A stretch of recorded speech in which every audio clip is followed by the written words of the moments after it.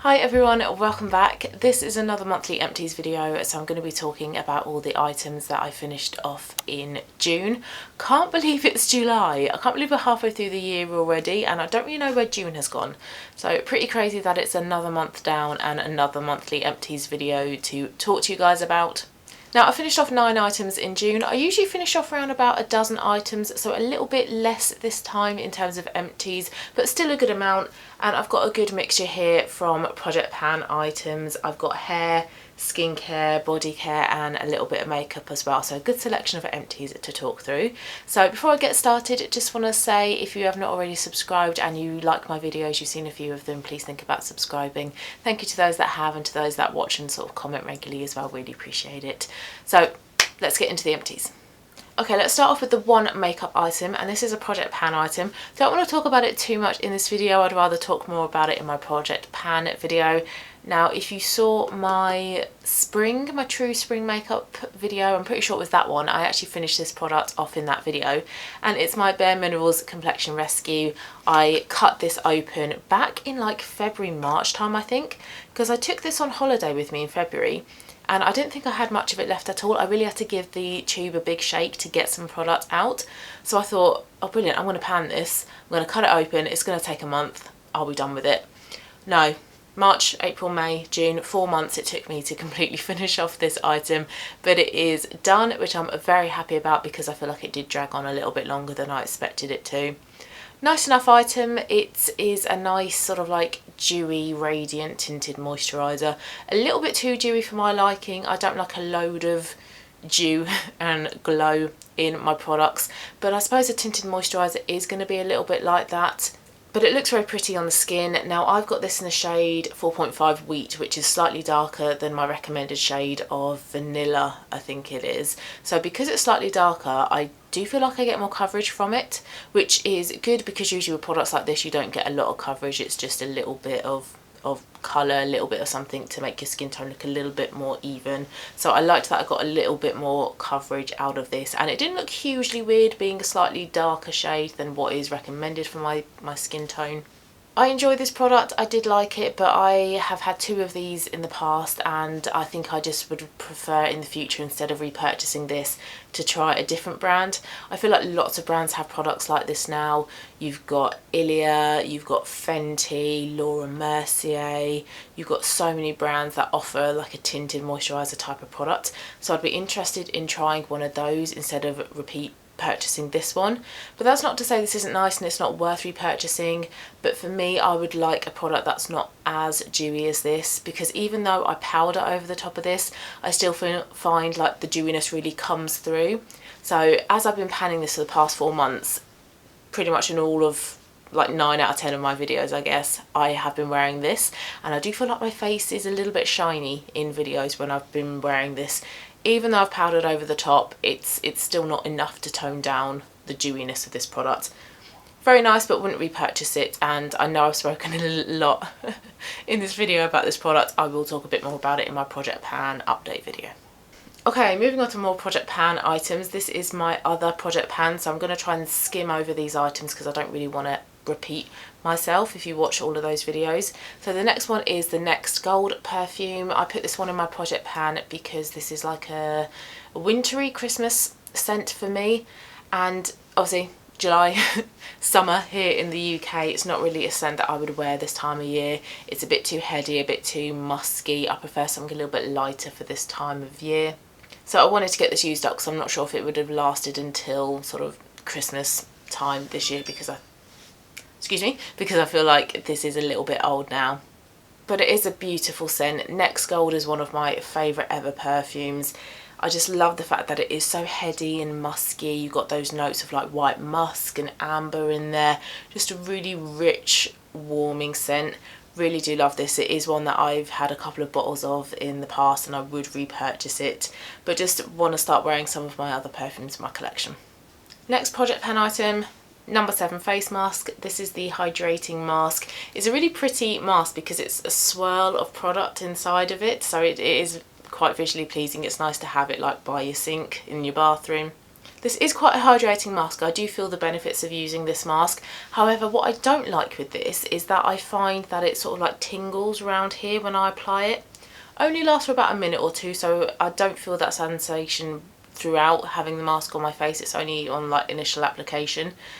But I don't really like that, and I don't feel like a hydrating mask should be doing it. If it was like a purifying mask or a mask for like acneic skin, I would kind of expect it, but a hydrating mask, no. But like I say, I do feel the benefits of this mask. I do think it is a nice way to add a bit of like hit of moisture, a bit of like intense moisture if your skin is feeling quite dry. Quite a thick mask as well. And actually another thing that I'm not that keen on with this mask is that you definitely need a face cloth to remove it. If you're just relying on lots of water on your hands, that's not going to cut it. It is really slimy, and I do feel like it leaves residue on my face, so you definitely need a face mask or a cloth or a flannel to remove this mask. But it is good. I'm not sure if I would repurchase it again because I'm not really a mask person. I have had quite a few masks in this project pan because I'm not really a mask person, because I tend to buy them and then just leave them in the bathroom and don't really touch them. So if you want a good hydrating mask, I would recommend it, but for me personally, I prefer to rely on like the serum stage for hydration and moisture rather than a mask. But it is good, but me personally, I wouldn't repurchase it. Next product, non-project pan item, is an SPF, and this is the Garnier Anti-Dark Spots and Anti-Pollution Super UV SPF 50. From the bottle, I think it is meant to be a dupe of the La Roche-Posay Anthelios SPF 50. It looks very, very similar, and you are meant to shake it as well to use the product. This is brilliant. I bought this because I wanted a different SPF from the Bondi Sands one. Bondi Sands one is very, very dewy. After I've applied that, I do have to like press my skin to get rid of the dewiness. You don't get any dewiness with this, so I suppose if you like an SPF that provides dew and glow, then go for the Bondi Sands. If like me you don't and you just want your SPF to sink in and not make your face look really shiny and greasy afterwards, go for this. This is a brilliant price tag as well. It's around about £8, but I have picked up a bottle of these for £5 when it's been on offer.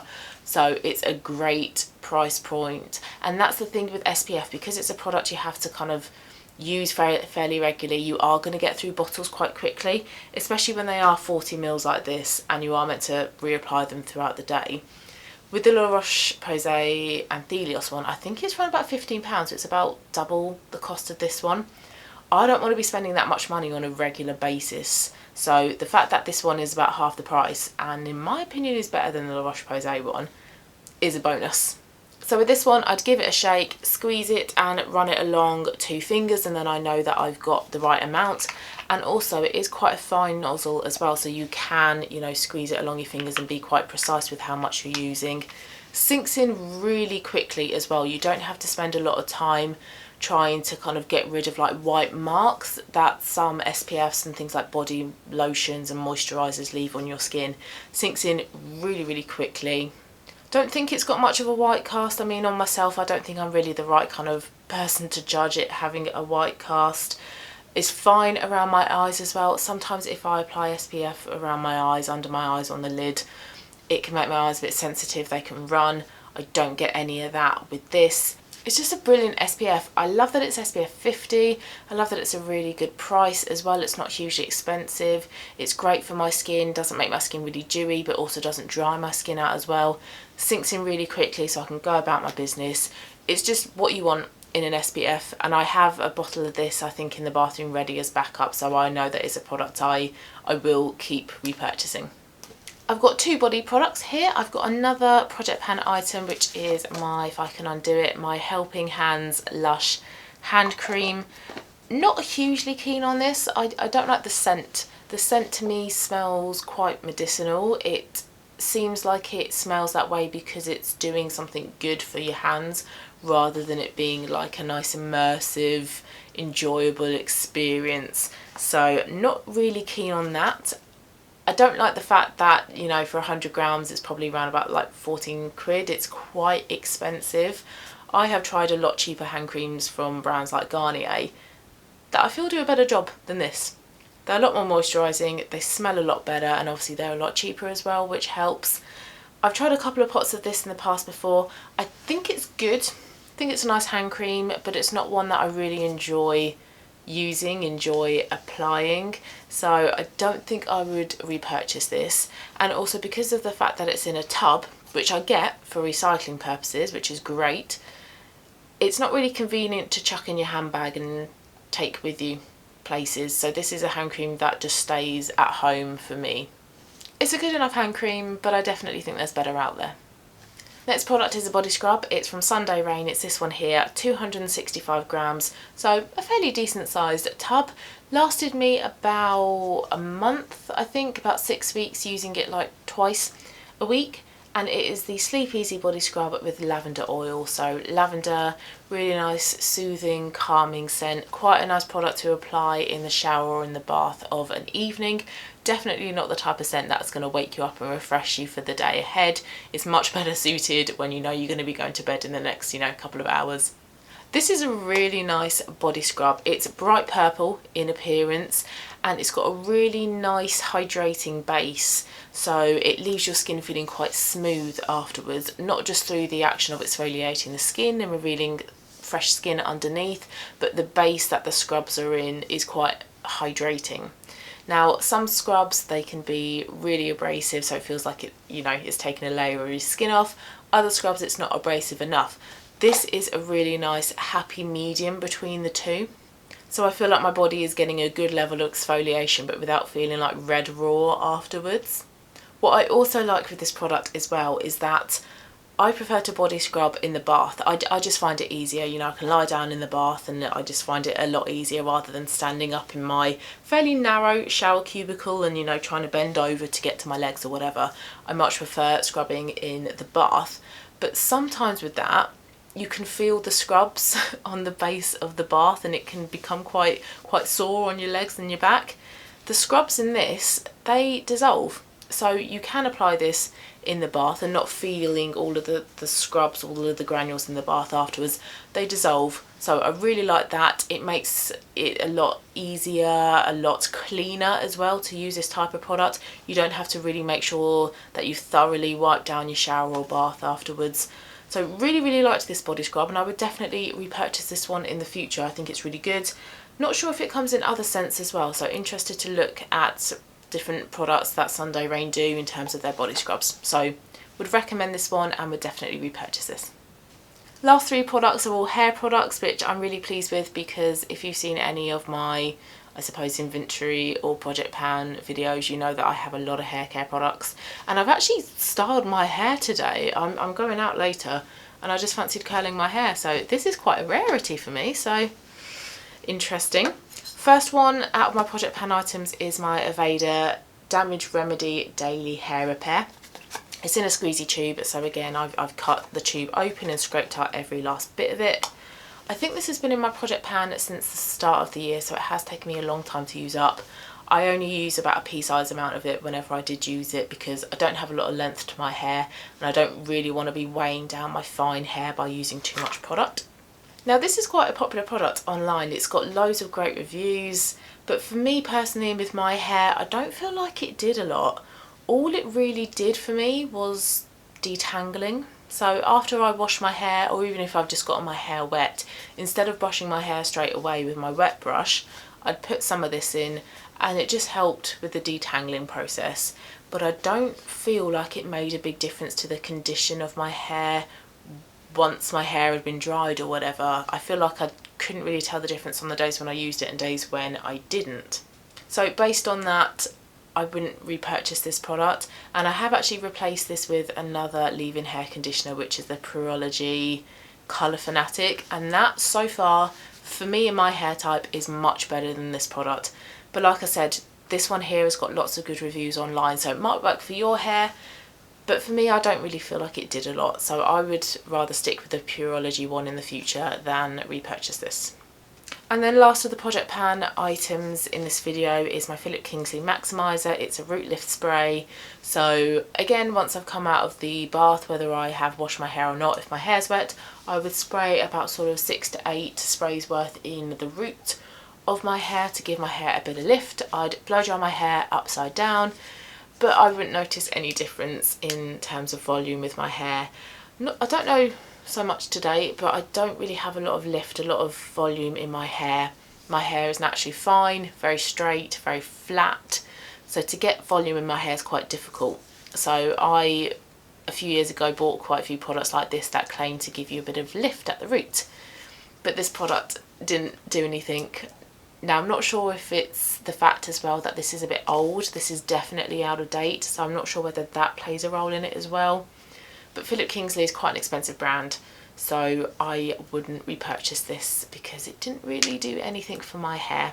And based on that as well, I'm not sure if I would recommend it as well, but I suppose if your hair is a lot thicker than mine, you're able to get a bit more volume in your hair. Maybe give this a go and see if you can get a bit more extra volume in your hair, but for me, it didn't work. Okay, and last hair product is a mini living proof dry shampoo.